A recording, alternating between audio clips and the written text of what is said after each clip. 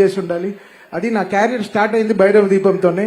అది మళ్ళీ ఇప్పుడు ఈ రోజు ఇప్పుడు 5 సినిమాలు కంటిన్యూస్ గా మళ్ళీ గోపీచంద్ మల్లితో మళ్ళీ 6th ఫిల్మ్ కూడా స్టార్ట్ అయింది.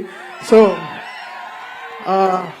ఇంకా 6 సరే ఇంకా అంతే. ఇంకా బాలయ్య గారు అంటే మాకు ఒక 10th ఎగ్జామ్ లాగా కూర్చొని చదువుతూనే ఉంటాం. ఏం చేద్దాం ఈ సినిమాలో, ఎలా చేద్దాం, మాస్ సాంగ్ ఎలా చేద్దాం, ఇప్పుడు ఒక కొత్త జర్నీ.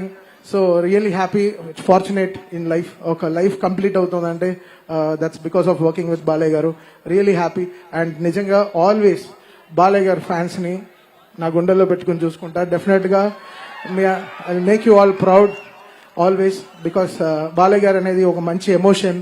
సినిమా దాటి ఆయన చేసే ఎన్నో మంచి పనులు చేస్తున్నారు. క్యాన్సర్ హాస్పిటల్ కానీ, హిందూపూర్లో కానీ ఎన్నో మంచి పనులు చేస్తున్నారు. ఆయన ఇచ్చే దీవెనలు ఎలా ఉంటుందంటే, ఎవరు అడగరు అమ్మగారు బాగున్నారని, ఎవరు అడగరు. అమ్మగారిని అడిగాని చెప్పి అంటారు ఎప్పుడు అడిగినా.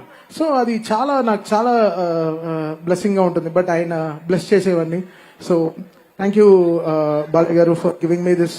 నన్ను నమ్మి నన్ను ఇచ్చిన ఇంత ఆపర్చునిటీ ఇచ్చిన చాలా థ్యాంక్స్.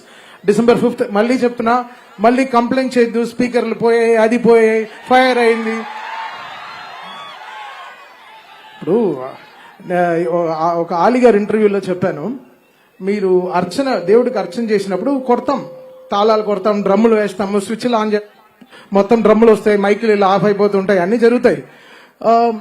ఏం చేస్తాం మనం? ఆరతి ఇచ్చినప్పుడు అలానే ఉంటుంది. సేమ్ ఈ సినిమా కూడా అంతే. హై ఇచ్చినప్పుడు ఇంకా కొట్టకుండా ఇలా చేతులు కట్టు కూర్చుంటాను.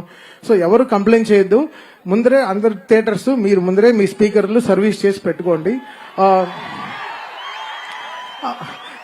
ఇది నేను కొట్టే హై కాదు. ఆయన అలా సినిమా తీస్తే నేనే చేయను. ఆయన బోయపాటి గారు నిజంగా అలాంటి సినిమా తీశారు. సో డెఫినెట్ గా అందరికీ అదే హై ఉంటుంది థియేటర్ లో. అండ్ యాక్ట్ చేసిన అందరూ లైక్ సంయుక్త మేనన్ గారు, మురళీమోహన్ గారు,